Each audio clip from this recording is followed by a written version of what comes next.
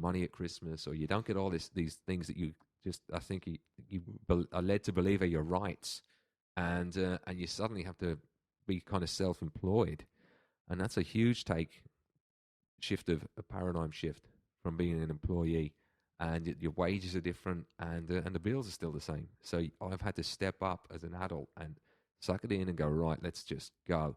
And I've done that, and I've marched on. But now I'm at the point where I'm like, I'm gaining as much control over my life as possible, and this is part of that process, So again, and I made that decision. We talk about the decisions you make in your life, and I've been put on the back foot by a lot of people. But I've just made that decision to keep moving forward, and this is one of the forward moves. So it's an interesting time in life at the moment. Just got a couple of days to go until this thing happens, and then the future's wide open. So that's where we're going forward from there. What was that? That's in the aircon on. Oh yeah. Damn. Go on, man. Let's have some fun. I had that feeling last night. Is that the little cover band I'm in have been in the dumps mentally for months. And we've auditioned 5 bass players the last 2 weeks. How long have you guys been together? Well, those guys have been together for 5 years. I joined their band, so I've been here for 3 years. I can't believe that's happened, but It's 3 years. And all of a sudden, our bass player left, and we auditioned 5 guys. And it was just like, and then in walks this guy last night who was giving off the inspiration idea. Like, he knew his stuff. He knew as soon as he walked in, he had a different posture than any other bloke that walked in. It was just this no bullshit, took control of the space, and we were inspired by it. Yeah. And then, thank God, as soon as he started playing, he just walked it and talked it. He turned, everything sounded like a record straight away. It didn't matter, we've been practicing for so long that we sound good. He just fit in straight away, and I can't stop smiling, mate. It's like the stress you're having right now, that feeling, when was the last time that you just can't stop smiling? Like, it was just this, I was trying to hide it. I was trying to be this cool guy in the room, but I can't stop smiling. This internal, like, the stress is off, the weight's lifted. We can look forward now instead of looking backwards. Yeah. It's a great feeling. Yeah. Excellent feeling. So that's And look, man, how many people do you meet who are just don't? I don't know. Well, look, I know what you mean when you say it, because when we get trained to knock on doors, they say you have got to be, when you knock on that door, you've got to make these people feel good pretty quickly, right? You're not threatening. You're in a good mood.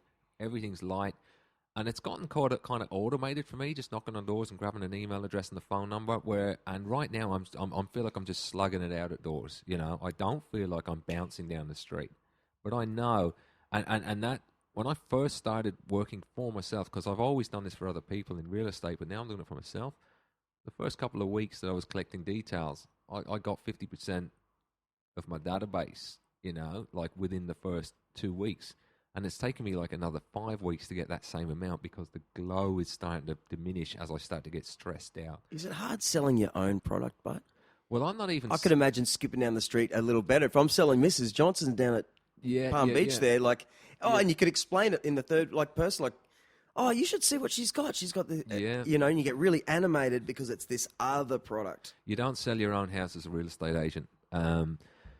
You've got to trust somebody implicitly and know that they've got it together, and then you get them to do it. And knowing real estate agents, and I've known a lot of them, I've got somebody doing it that's really good.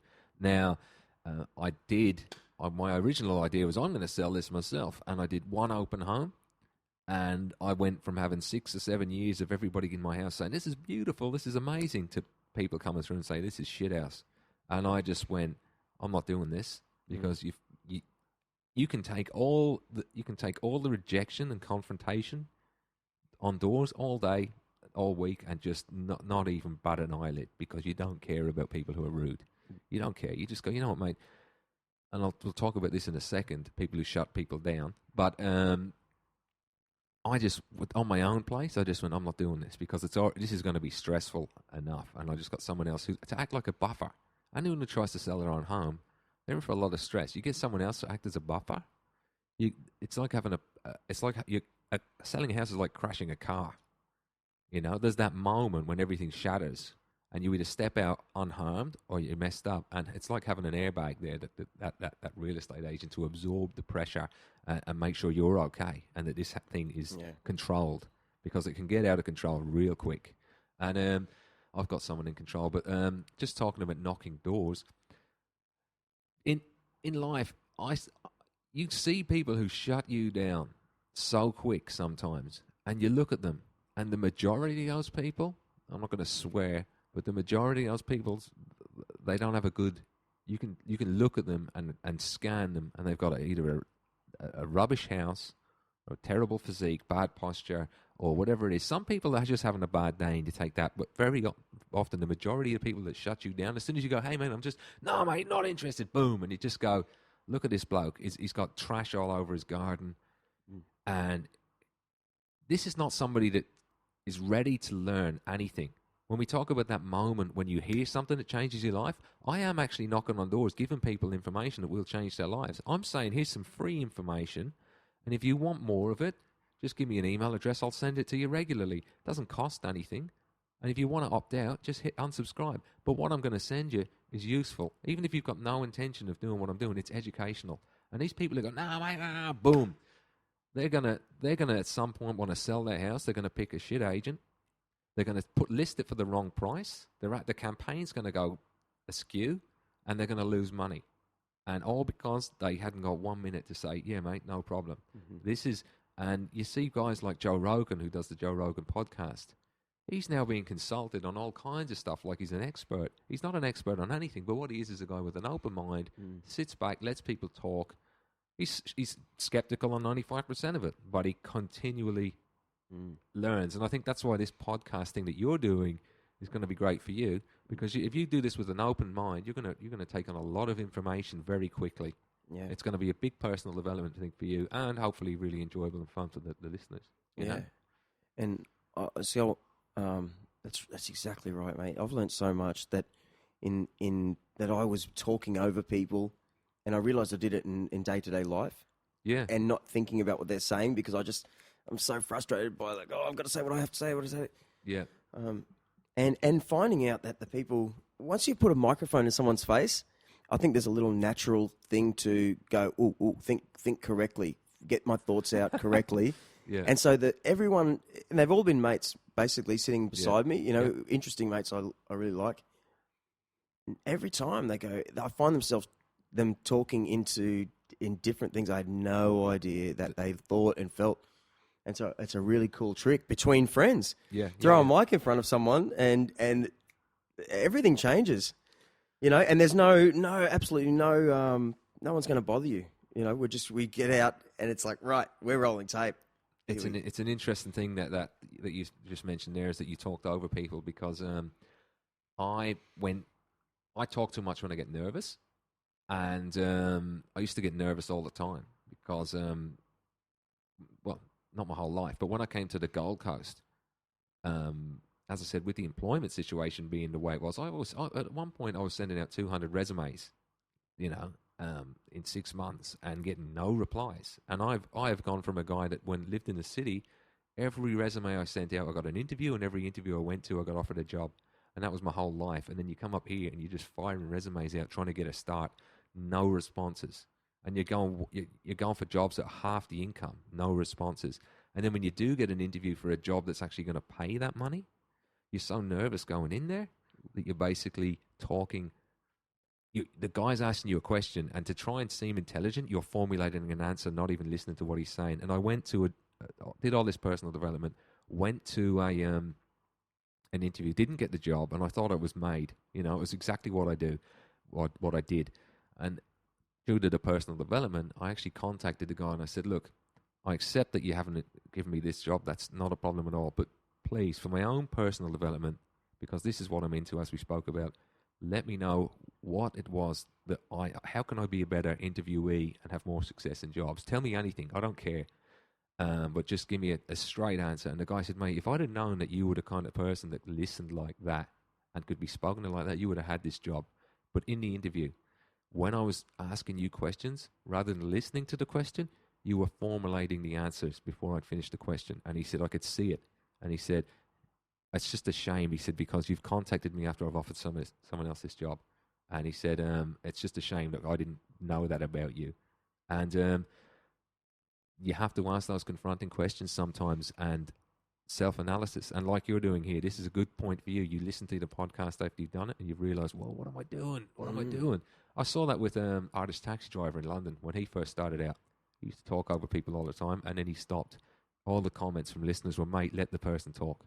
Yeah, you're here every episode. They're not. Let them talk. And that's something he learned, you know? Yeah. Sorry, what were you saying? yeah, but me.